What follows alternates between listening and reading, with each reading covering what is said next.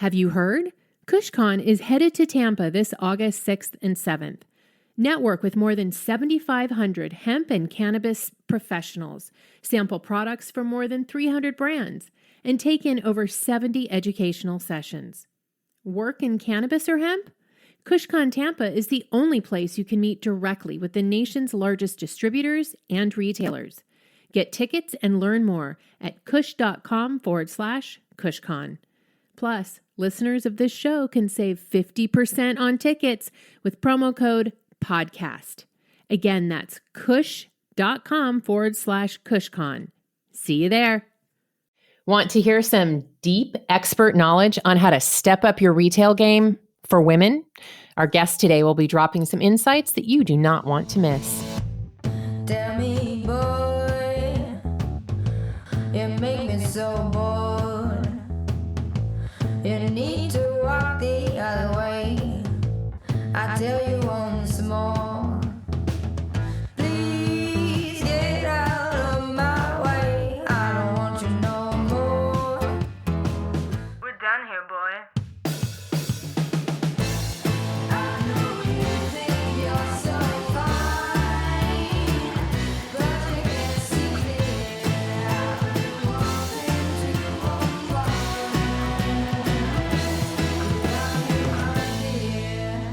Welcome back to Women Leading in Cannabis, where we go deep and get real with the pioneering women shaping today's cannabis industry.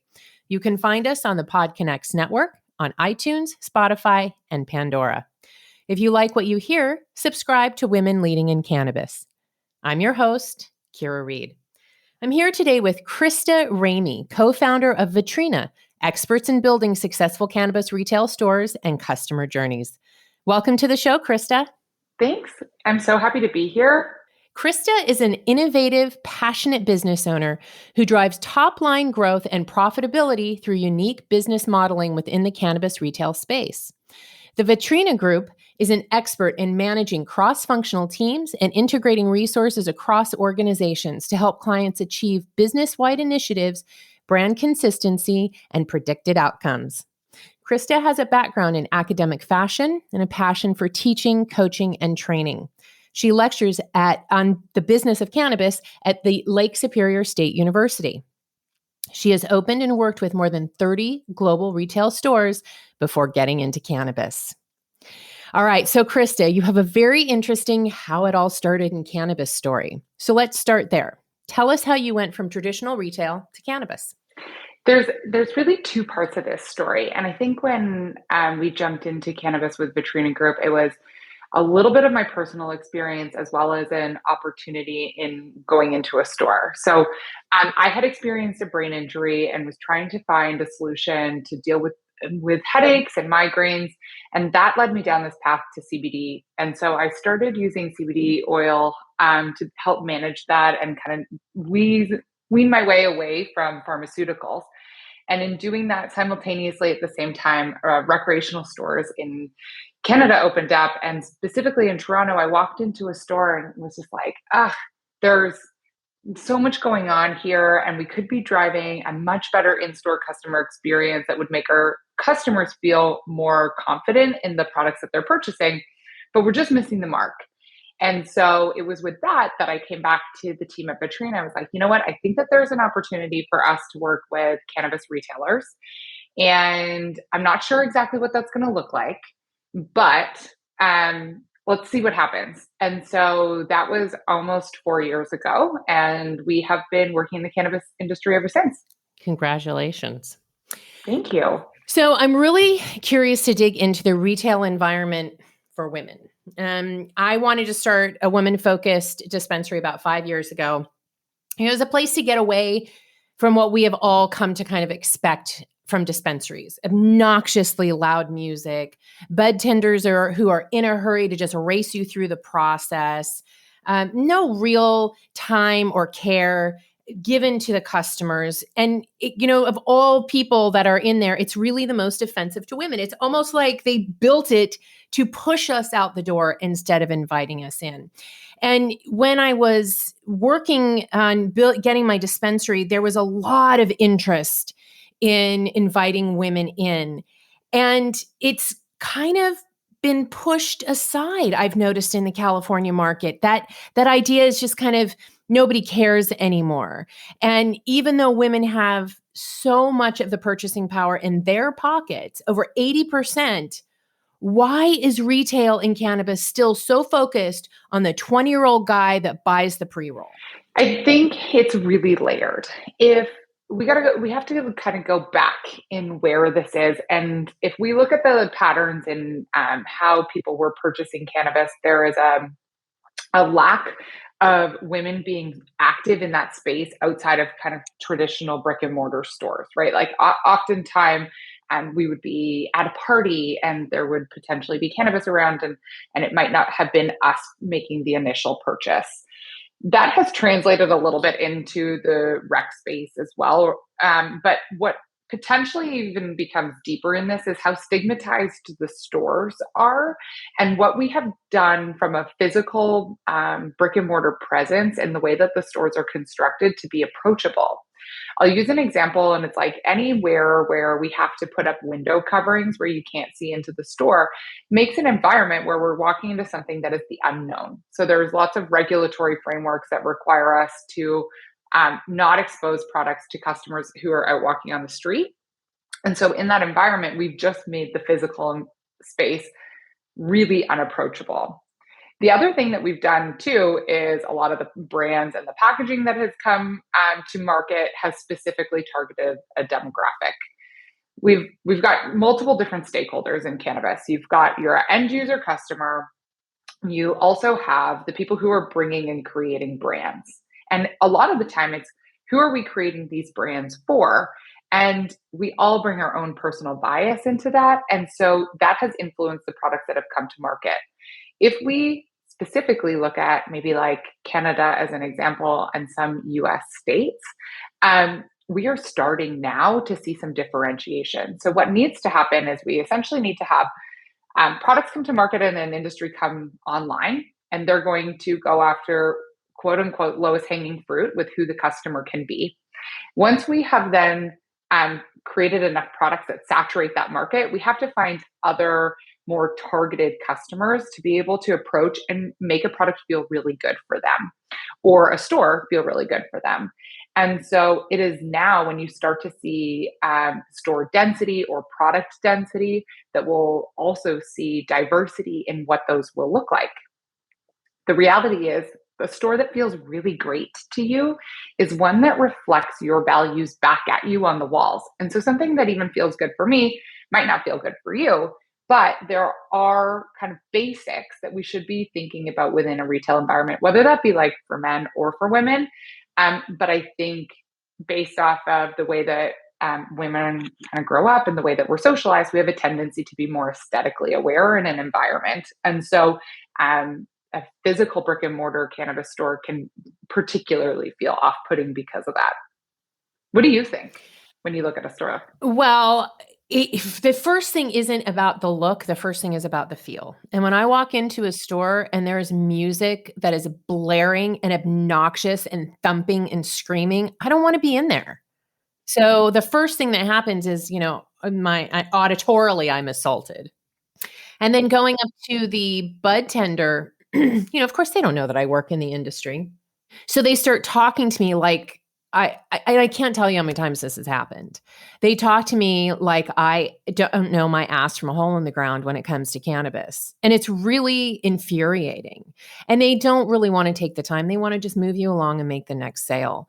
So the whole experience, even though I'm in the industry, because, locally I'm limited to what I have access to on a daily basis here, I don't really go and explore a whole lot of new products. I don't know what's new out there because I can't reach it on the shelves here because I don't want to go into the dispensary because it's not a pleasant experience. And I don't want to spend my money in there for somebody that's, in a place that's not going to be welcoming me in. And this is something that I hear over and over and over again from women. And you're right. I was just in New York and there was a lot of focus on the stigma of cannabis in general, who is the cannabis user. And I feel like we've really gotten past that a lot in the California market. I don't know what it's like up in Canada, but But you're right, though. The dispensary still has so much stigma attached to it because they're not actively doing anything to make it different. Yeah, and what you're describing when you're talking about like the music and not necessarily just look, but also is feel is a concept called atmospherics.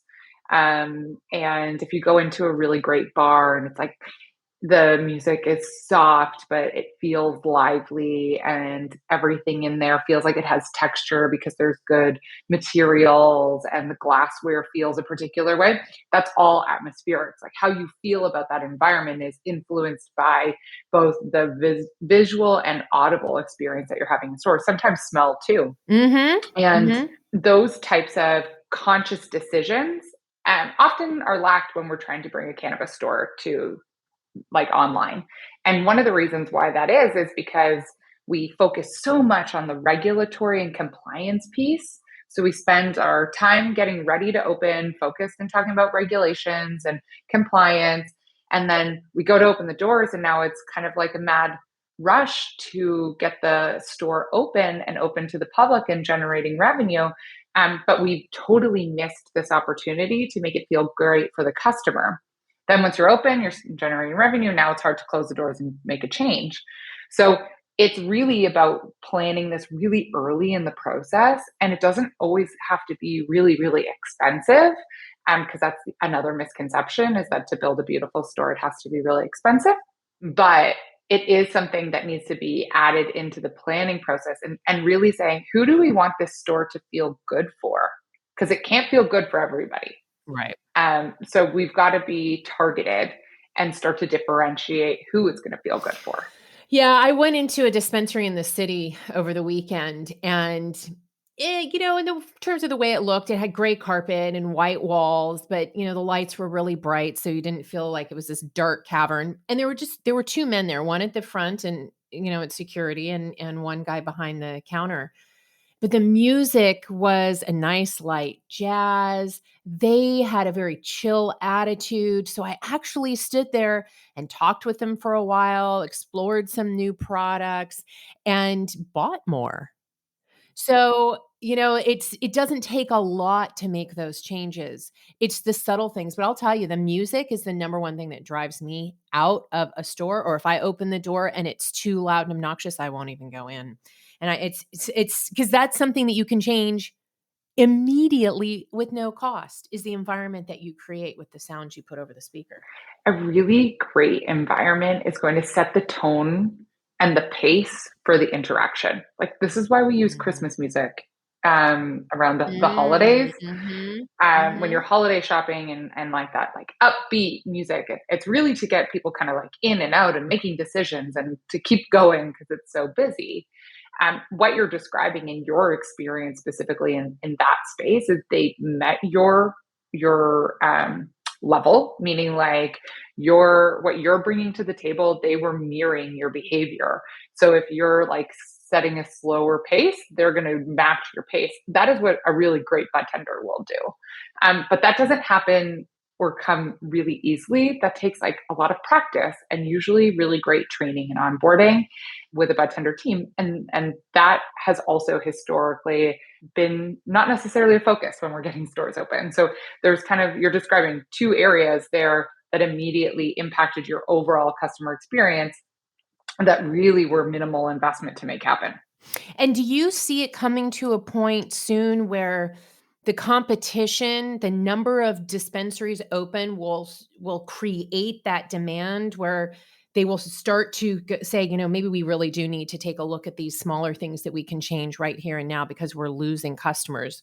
Or will it stay this environment, which is what I've experienced? Who cares? I'm selling weed all day long. Why do I need to do anything different? The weed sells. Yeah, it's super interesting when we look at different markets and store density and what has happened.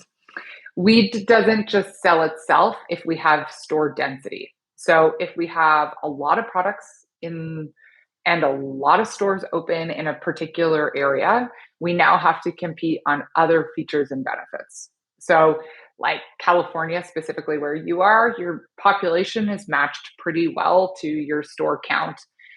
Canada has the same population as California, only we have more than 3,000 stores. So we have a lot of stores. And so it is a really great example of a market where now retailers are looking at each other who are next door neighbors or down the block and saying, how am I going to show up differently than that group? And how could we potentially both win? Like one store might be good for one type of purchase and another store might be great for another type of product, for example. And so differentiation between assortment as well as look and feel of stores and who the target customer is where we're starting to get to. I really believe that is going to continue to grow over the future, but in the short term, we'll continue to kind of see this like monolithic store that doesn't have a lot of traction necessarily with a particular group, but is more so created to feel good for a lot of people and not feel great for anybody, if that makes sense. You'll never be caught needing to replenish your stash again when you subscribe to Hemper's monthly smoking boxes. Hemper is hands down the best place to stock up on your smoking supplies, no matter the occasion. Curated with innovative and hand-selected products to ensure you are getting the absolute highest quality accessories for your smoking experience. Hemper's monthly subscription service provides $100+ in value for only $40. There's also the convenient option to receive one every month, every 3 months, every 6 months, or yearly. Right now, use promo code WOMENLEADING10, that's WOMENLEADING10, to get started and receive 10% off a Hemper box or the XL box at HEMPER.com.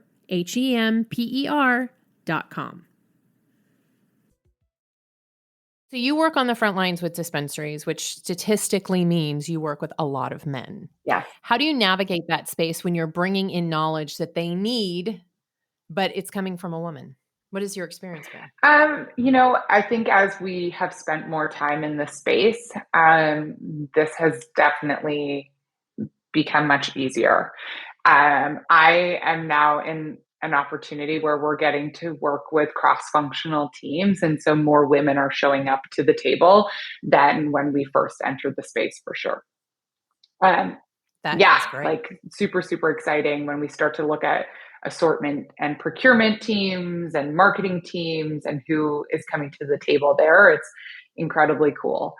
The pattern that I had seen historically kind of leading up to the last really year or so was a requirement for us to show up and be able to talk about the data and how the data performs in the industry.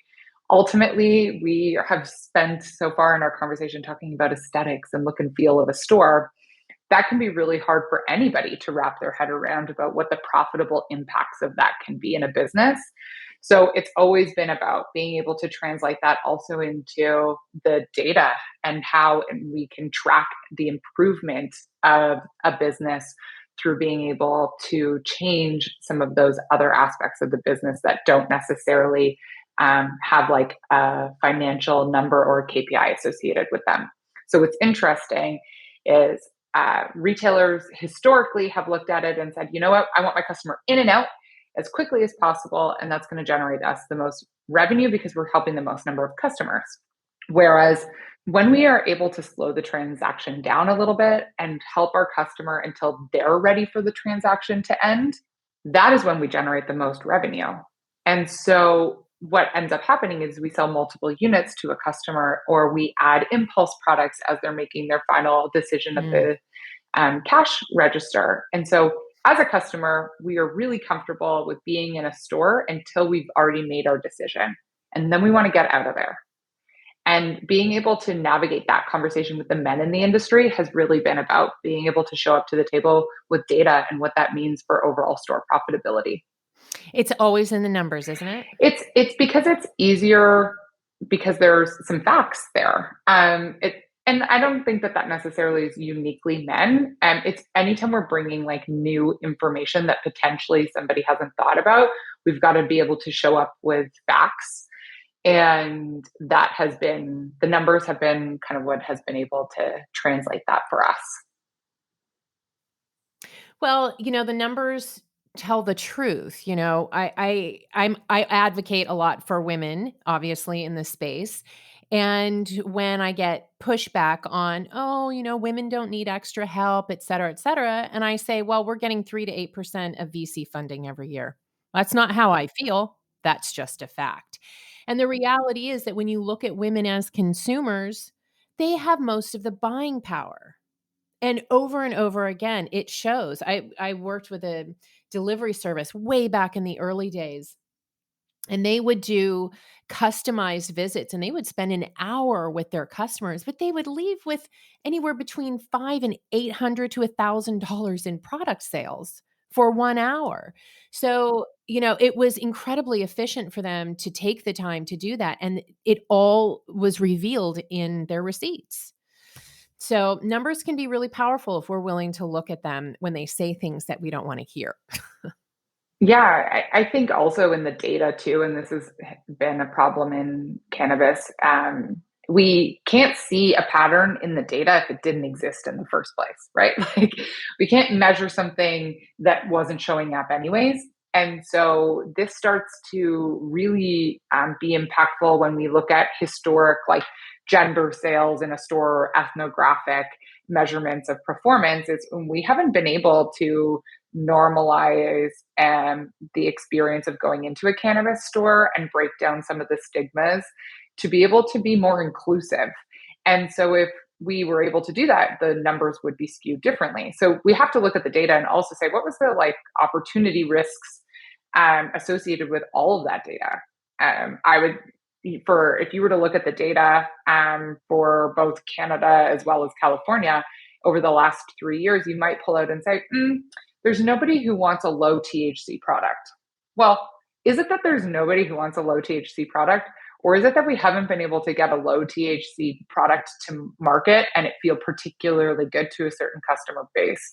I would say like Can has done a really interesting job of this, as well as there's a couple pre-roll companies who are working on low dose THC pre-rolls. And what we can see in the data is like those sales are continuing to grow as we also see a new customer entering the space too, or a different use pattern around cannabis as well. So it's we've got to look at the historical data and say what could be impacted or hidden in that data that we're not seeing, and how can we bring something to market and better understand where the biggest opportunities are with it. We're still so early and the data sample so short still. So God, it's amazing, when you've been in this 5, 6, 10 years, it doesn't feel like you're so new. But it is a good reminder that we are, and they're just how much data we have to pull from only goes back so far. yeah, like fashion and apparel, those industries right now are really starting to leverage AI technology to be able to predict pricing or SKU assortment, and or promotional calendars. And to do that well, you need a minimum of 3 years worth of data, like good quality data.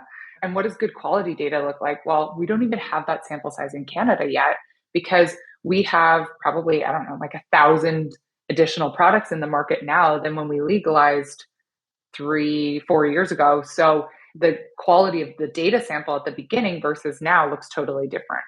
And so, And do you take into so you're looking at the Canadian market, which is, you're fully federally legal. So your variants are new products and new stores.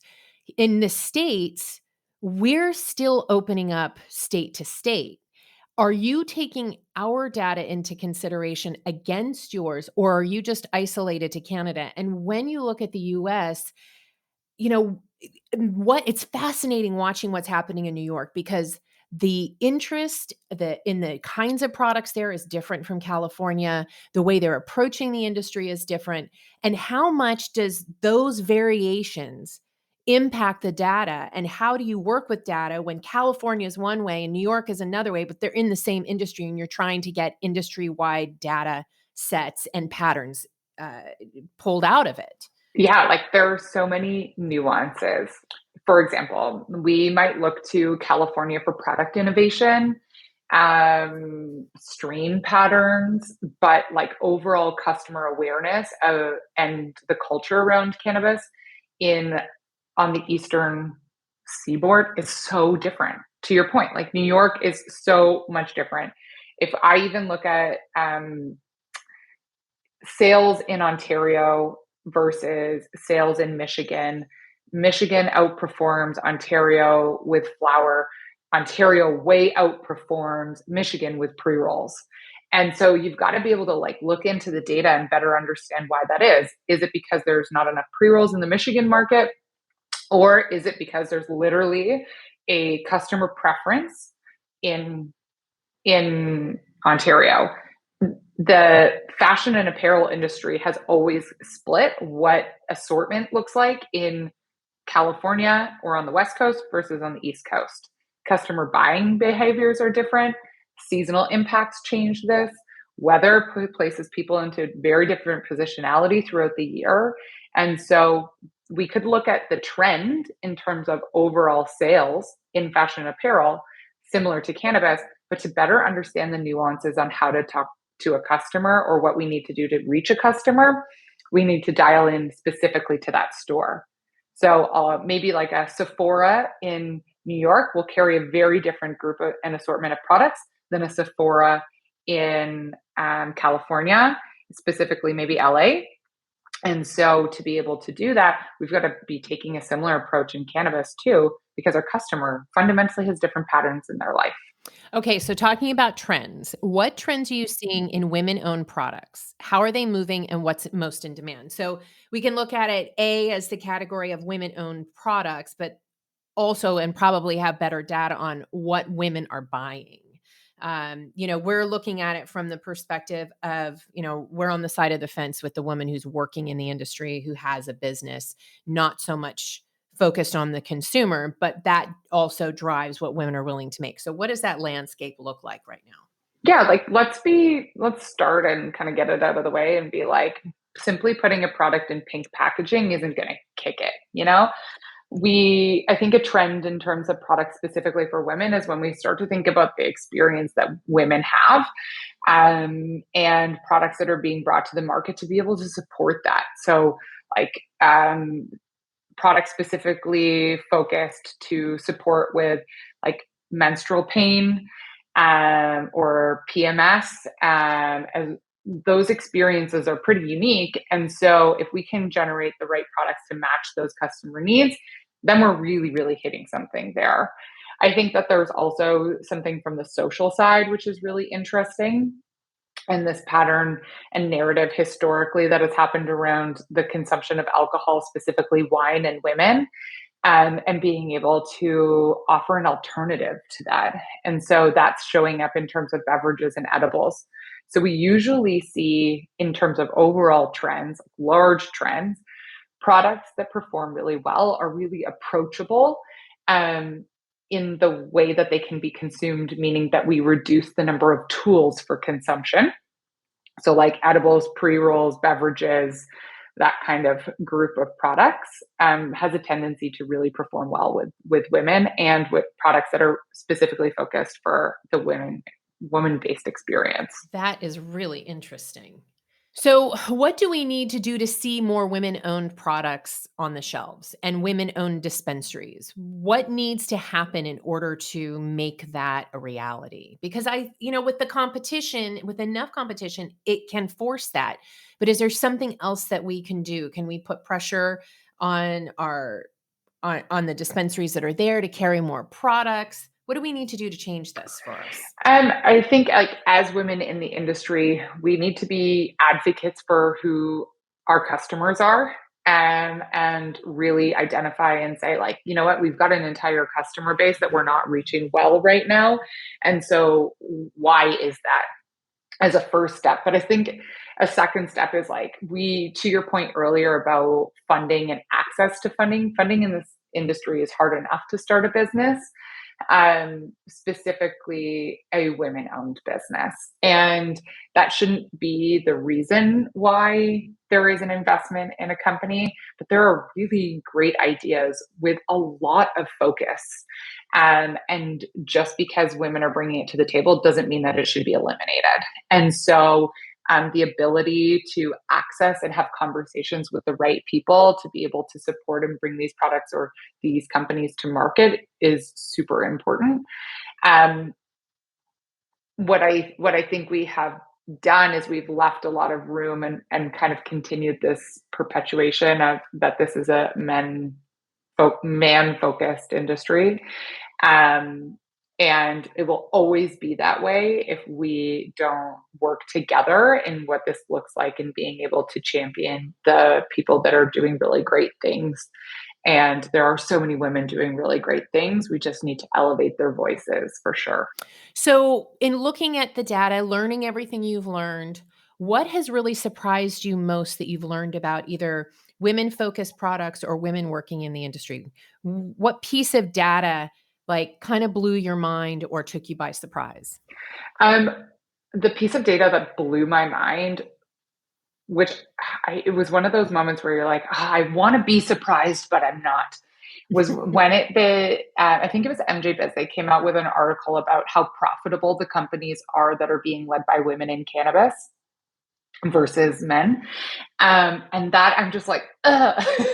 There's something in there, and there's something about the way that women often participate in executive teams that are like ultimately really, really focused that generate really great results from a profitability perspective when we're talking about a company and the performance.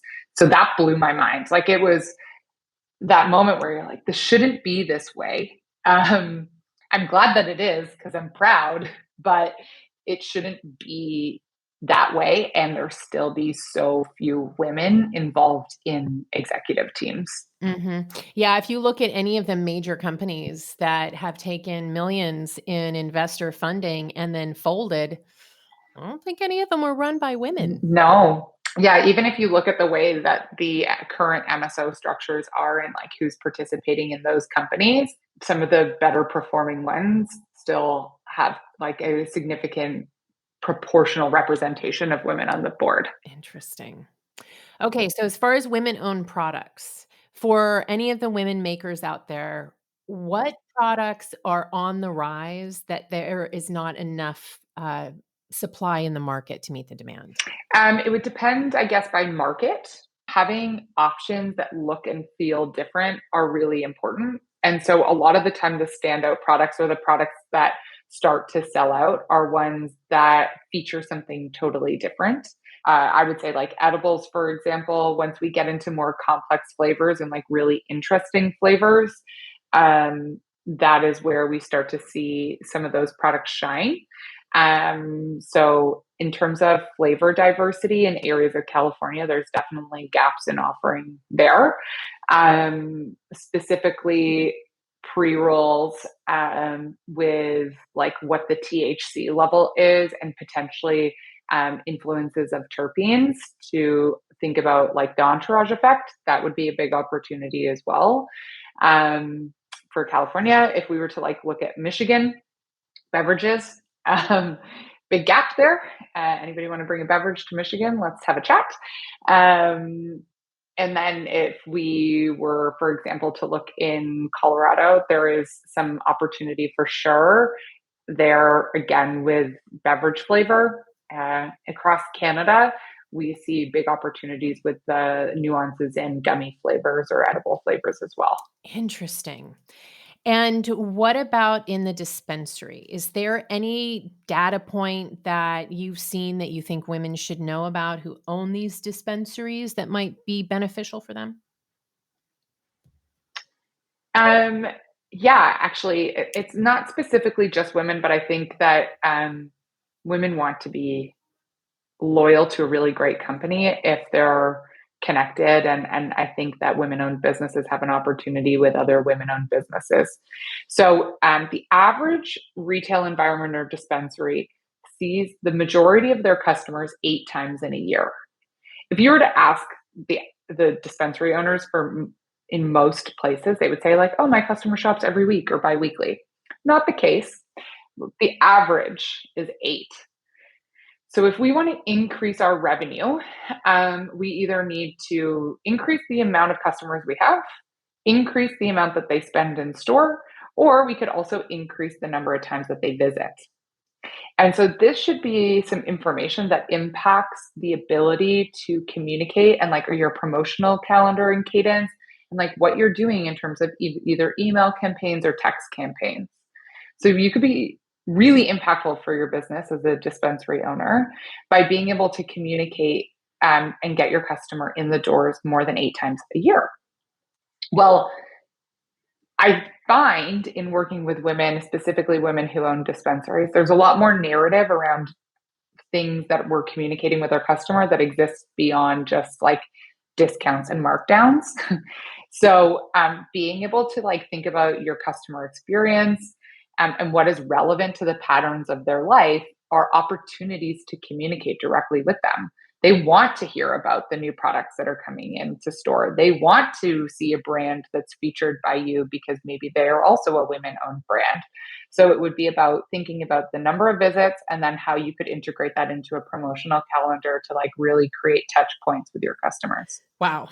That's such great advice. Thank you very much. No, I'm so happy to. There's all these like little gaps of understanding. And if we could just like close the loop on some of those gaps, we could create some really great results in stores.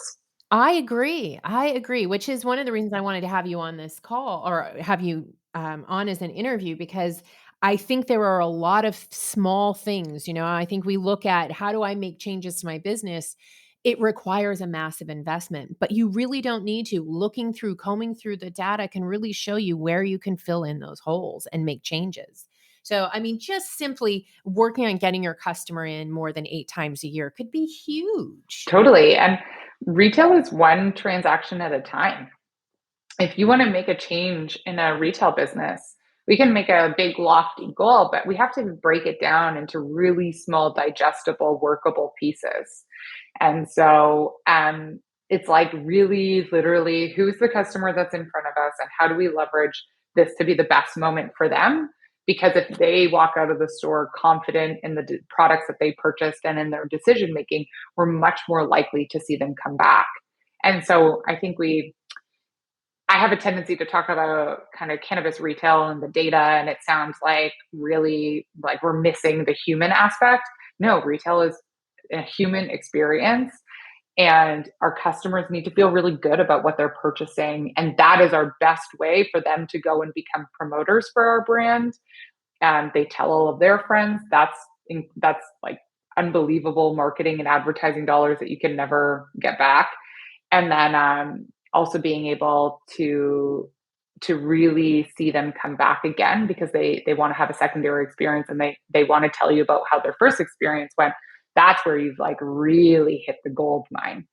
So building a customer base and thinking about your dispensary, it should be like, how do we keep the customers that we have is the number one priority. And then how do we add new customers and then put them into like a retention plan is where you see the best results. Because honestly, getting new customers, customer acquisition is one of the most expensive pieces of business that any business participates in. Totally. Like the cost of customer acquisition in different markets, it varies, but from the math that we've looked at in different markets, it's kind of anywhere between $300 and $1,000 to acquire a new customer. Oh, yeah. Wow. And that's in the Canadian market. That would be like Canada or the US. There would be US markets that would be that high too. $300, for example, if your lifetime spend of a customer is going to be like anywhere between $400 and $1,000, like a $300 investment, they don't even become a profitable customer until year 2, pretty much. So we just underestimate what it looks like to acquire a new customer. So the retail owner who's thinking, if I can get, 5,000 pre-rolls sold to 5,000 customers, I'm doing good, when really they should be thinking, I'll get 1,000 products sold between 5 or 6 customers. That's the game. That's the That's the most profitable game. And the most predictable too. So again, depending on the market, a sustainable store is usually going to be built off of anywhere between 5,000 and 10,000 customers. And so once you've got them, it's like, what's the reoccurring purchasing rate of those customers? How much are they spending? All of that will influence your ability to be predictable or not. And so, driving a customer base should be the number one priority if you're opening a new store, or if you currently have a store and are not already doing that. That's going to be your way to know and measure: are you on track? Are you off track? What do you need to do to be able to drive the profitability of the business? So fascinating, Krista. I could seriously talk to you all day about this. You are so knowledgeable. I really, really appreciate you sharing everything with us. Before we wrap up, where can women reach you who want to know more about you and Vetrina? Yeah, we're pretty active on LinkedIn. We like to share tips and tricks on Tuesdays about pricing compression. So you can find me on LinkedIn, or shoot me an email. My email is krista@vetrina-group.com. Awesome. Thank you so much. Ladies, thank you for tuning in. If you haven't yet joined the Women Employed in Cannabis community, go to weicwomen.com. There you'll find all the details on membership for women working in cannabis. And if you've liked what you've heard here today, we will be hosting a cannabis career coaching session with Oaksterdam University next month on July 13th, Wednesday, July 13th at 1 p.m. It's a virtual cannabis career coaching event on retail. So if you are interested in what you've heard, please join us there as well for an hour-and-a-half discussion where you can actually join and ask questions.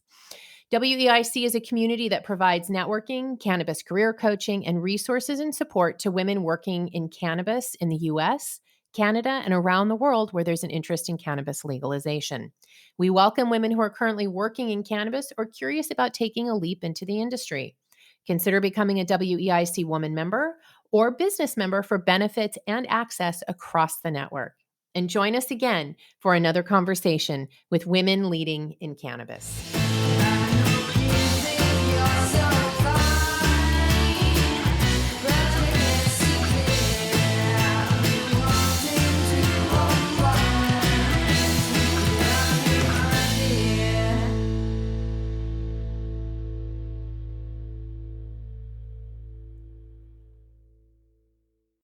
I'm Joy Beckerman, and I'd like to invite you to join me with my hemp industry leading guests on Hemp Barons. During my over a quarter century at the forefront of the hemp movement and emerging hemp economy, I've had the privilege of working with many of the world's most dynamic, innovative, trailblazing hemp pioneers. And now, every week, I have the honor of speaking with them and sharing their stories with you on Hemp Barons. You can download the latest episode every Wednesday at mjbulls.com or from wherever you listen to podcasts.